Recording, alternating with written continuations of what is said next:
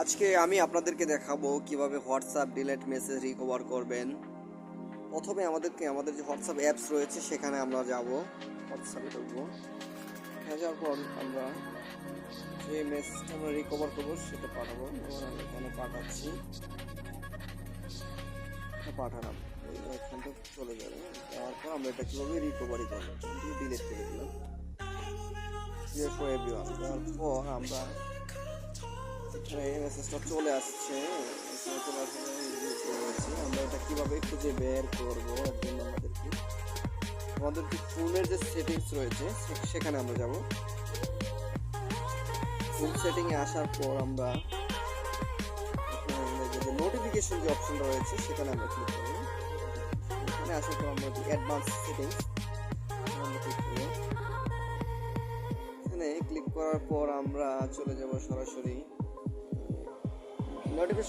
Notification story, এটাতে আমরা click করবো। এখানে যাওয়ার পরে আমাদের মেসেজগুলো দেখতে পারবো, চলে আসছে রিকভার হয়ে গেছে। সুতরাং আমরা ডিলেট মেসেজ রিকভার করবো।